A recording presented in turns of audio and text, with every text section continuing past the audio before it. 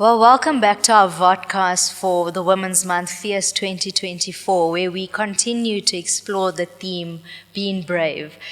So in today's topic, we get to discuss taking risks, both professionally and personally. So it's quite an exciting topic. We're excited to hear what you guys have in store for us. So we just want to welcome Minister Cindy and Shenise with us today. Are you guys excited to dive in? Yeah, so excited. So excited. Awesome. Awesome. Thank you, ladies, so much. We know that we're going to have an amazing conversation. In the back, we were just sharing that we were going to prepare our laughter. So you guys just make us laugh. I don't know, no pressure. But yeah, I think let's just get straight into it. Today we're speaking about taking risks, right? And specifically risks that they relate to our career and how we grow just as women and really just as people, right? So I think the first question that we can just speak to is, let us know about the importance of taking calculated risks in the personal and professional environment. Maybe we can start with you, sis. Of course. So in simple terms, what is risk, right? Risk is the probability of something going wrong. Yeah. It can be in your health, your finances, in your family, but ultimately that's what the definition is. So I work in a very technical space. I work in the AI and analytics space. So everything about my professional life is calculated and it's figured down to the very last point, if I can say. So calculated risk means you examining your environment. It's you taking all of the denominations, analyzing it to get like a single output. So how I would say that has impacted my life. Firstly, when I got the topic for this podcast, I was like, I am not a risk taker. Why is anybody asking me to speak Especially about for this? food. I'm not a risk taker when it comes to Exactly. food. I want to know. Exactly, Tess. Yes. You want to know what you're eating. Exactly. Like, Don't what's want to be coming to you. disappointed. Why are you not? I thought that I wasn't a risk taker. I Yeah. was like, that is absolutely not me. Like, that is not who I am. But when I actually took a step back and I thought about it, I realized that I am a calculated risk taker. So I don't just jump in to something. I think about it, I analyze, and I execute then you go. accordingly in both personal and professional. And I think for us, being women of faith and having that connection with God, that plays a huge role, because if you look at your personal life and you incorporate that into your everyday life, your risks become more calculated, if I can say. Yeah. Cindy? Let me punch it to my part. Tag, you're it. I think for me, as Shenise was saying, professionally, and when I was also given the topic, calculated risk, I was like, how did Pastor Janine know that I took a calculated risk this year, specifically when it came to my new role that I'm in right now? So basically, last year, the manager in the role that I'm currently in approached me and asked me to join her team. Okay. We are in the same department, but she just wanted me to join her team. And my first response was, no. Your area is crazy. You are crazy busy. There is just too much work to do. It's a difficult space to navigate. Yes. She kept on pestering me to join her team. And I was like, God, is this from you joining this team? Because internally, I was also having a bit of a tug of war, because I wanted something new and this opportunity came up. Anyway, fast forward, December came. I was meant to get a promotion in the role that I was in. The promotion didn't go through. So I was disappointed. And then, obviously, at the back of my head, there's this other position that this manager is asking me to go into. It was an upgrade, basically a promotion to a higher level. But obviously, the area put me a little bit off. I was excited to like go and learn a new skill, but the technical part of it, I was not qualified for that role. So that put me off from even applying for the role. Yeah. Fast forward, January came. Because the promotion didn't come through, obviously I was disappointed. But it was like, God, if it's your plan, the promotion will come through in the next cycle. Had a conversation with my manager at that point, and it was kind of like promised that the promotion would come through now in July. Anyway, I prayed a lot about it because now I have to make a choice. Apply for the new role or stay in my current position that I was in, knowing that a promotion is coming in July. I did a lot of praying. Did my pros and my cons. The cons outweighed the pros in moving.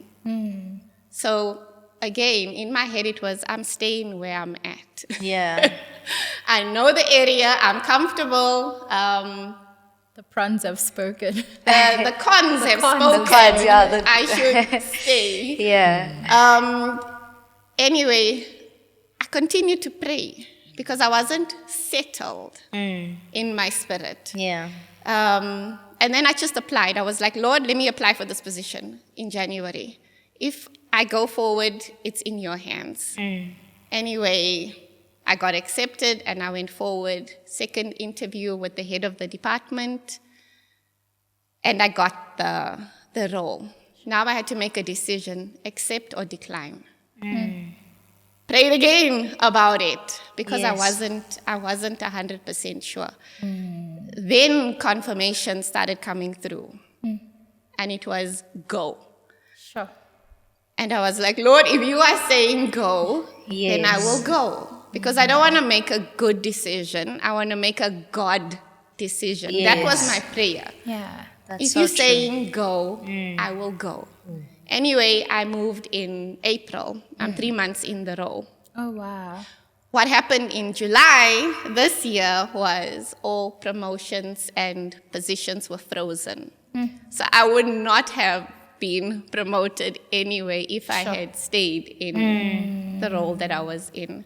So in hindsight, looking back, listening to God, first of all, it was a good idea. It was a good thing. Agreeing to go was a good thing. Where the calculated risk comes in is I didn't just jump at the opportunity to move to a higher position. I prayed about it. There was a lot of praying. There was a lot of fasting, looking at the pros and cons. And like I said, even though the cons outweighed the pros, when God said, go, I was like, go. Okay, I'm going. I think on that, Cindy, obviously, like you said, you had to listen to God's voice at the time. So how do you actually distinguish that it's God's voice, and how do you learn to trust Him in that time of taking that risk? So our God is a personal God. Exactly. And the way He speaks to me will be different to the way He speaks to Shenise. And that's what makes a relationship with Him so wonderful, is that He's personal with me. And I can tell you how He speaks to me. It's through dreams. And it's through devotions and worship songs. So even when I was going through that period, all the devotions that came through was about new beginnings. Was about leaving the past and looking forward. It was about not remembering the things of old. The dreams I had was about, believe it or not, about a gynae telling me it's time to give birth. Oh, wow. That was one of the dreams. And it all speaks to new beginnings. A new thing. That was also one of the scriptures. He's doing a new thing. And one of the main scriptures, remember I said I was a bit skrik to go to the other area because of the work that was involved. And also I doubted myself and my abilities to do that because I wasn't qualified. one of the scriptures that spoke to me was, He's going with me. So He goes before me. He goes to prepare the way. Yes. And then the beautiful saying that He qualifies the called. So that gave me hope. I'm in the position. It's tough. Yeah. There's a lot of learning. But yeah, He's with me. Yeah. And that's the promise I hold on to when it does get tough. I'm like, Yes. God, you He's right are there. with me. Holding your hand. Yeah. You sent me, so you will get me through Yes. all of this. Yeah. Exactly. So, yeah. And look at you now.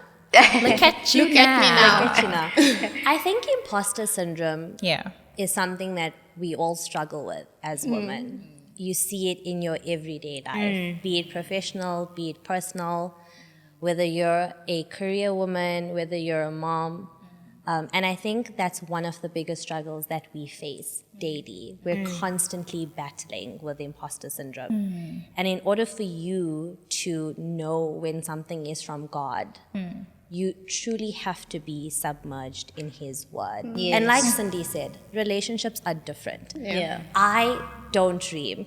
If I had a dream that I was giving birth, I would probably panic. I'm telling you right now. What is going on, Jesus? Not me right now. So I definitely don't have dreams. But I think for me, I look for signs. Yes. And if I don't find my signs, I sort of dig it out by Okay. fasting and praying. Yes. Yeah. I think that is the one thing that you can rely on is when you fast, when you pray, when you sacrifice something. I think a lot of the times we think that we need to make sacrifices of monetary or physical sacrifices, but sometimes just that fasting and that prayer Yes. lets God guide you. Yeah. And I think that's what works for me when I'm taking my risks. Yeah. So Tess, how do you think that, or well, not, how do you know that God is speaking to you? I'm like Cindy. I get You're a dreams. dreamer. I get dreams, Okay. and my mom keeps telling me to write them down. I'm You not. write I'm them not as down? obedient. Okay. But when it happens, and I'm like, Mom, she's my human diary. So I'll be like, Mom, do you remember when I told you that Yeah. dream? She's like, but did you write it? So I'm still Yeah. in the process of learning to write it, but Okay. I'm also a dreamer. A And what dreamer. about you? I think I go into that wrestling with God vibe, where I need to be at peace, Yeah. right? Yeah. So I think God speaks to me through His peace, and it would always be where I'm like very real. Not when I start off the prayer or the conversation with like, you deserve the glory, and all of those vibes, but when I'm just like, okay, hi.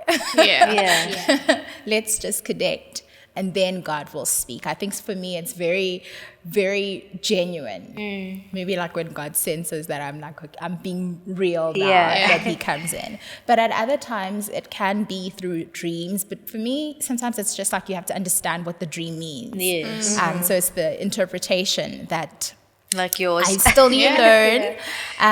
But yeah, God definitely speaks. And I think that even in the direction, right, that He gives us in our personal and professional directions, He continues to speak. And how beautiful that we can actually just trust His voice. Yeah. Because we've learned to know it. So yeah, that's how He speaks to me. Nice. Beautiful. And then, ladies, is there an example of an individual that you can talk about that took the risk and then reaped the rewards? Biblically. Yeah. Because you were the first example. So maybe biblically or whenever. Yeah, no. So biblically, Shenise and I actually discussed this. Look at you guys. We're good students. We actually looked at the lady that gate crashed a dinner in Bethany Okay. and anointed Jesus with very expensive perfume and wept at His feet and dried her tears or dried His feet with her hair. So she's mentioned in the Synoptic Gospel. So in Matthew, Mark, Luke, and John, she's mentioned. Yeah. And John gives her a name and says her name is Mary. But in all of the four Gospels, it speaks about this woman having a reputation could be a prostitute. But the disciples and the men that were there were like, Jesus, don't you know who's this woman that is touching you? And this woman, you know, when we thought about it, so we'll call her Mary, when we thought about it, it was like, did she calculate the risk of going into that house? And I think she did. She went ahead. And she went in. Imagine you being a woman, knowing that you have a reputation, stepping into a party that you weren't invited to, Yeah. knowing that all eyes are going to be on you. That's a risk you're taking. Yeah, that's a big risk. Yeah. That's a risk you're taking. Yeah. But she went in. She went in because she knew that there was someone there that was able to answer her, to deliver her, to give her something that she needed. And so she stepped in. And Simon, whose house they were in, obviously noticed this is a woman that has a reputation and asked, Jesus, like, don't you know? Or Jesus perceived that this is what's in his heart. And Jesus answered him and said, I've been here. I came in. You didn't give me any water for my feet. You didn't wash my feet. Yet this woman is washing my feet with her tears. She's anointed me with this very expensive perfume. And then there's an account of Judas Iscariot. We know that guy. He mentions this woman has spent this amount of perfume on you. It's almost like a year's wages. It's wasted. And Jesus kind of like rebuked him. But the beauty of it, what happened? The end result. Her sins was forgiven. Jesus said, your sins are forgiven. And I want to read this passage. It's in Matthew 26:13, which is so amazing. Jesus says, truly I tell you, wherever this gospel is preached throughout the world, what she has done will also be told in memory of her. Wow. Sure. Yeah. So her Beautiful. calculated risk, the risk that she took, her act of humility is going to be told forever. Yeah. She gets a new reputation. Yeah. Very new, exactly. yes, brand new. Yes. That was her new beginning. Yeah. I think in taking risks, taking calculated risks, we can really find God and we can really see him. And I think we can always just take the calculated risk of trusting God. Because when we look at the word and when we look at stories of people who have trusted God and weren't failed, that gives us confidence that we can actually trust God. So ladies, thank you so much for sharing your stories and your journeys. We wish you all the best as you continue taking calculated risks. Thank you. Thank you for having us. Thank you. Awesome. Thank you.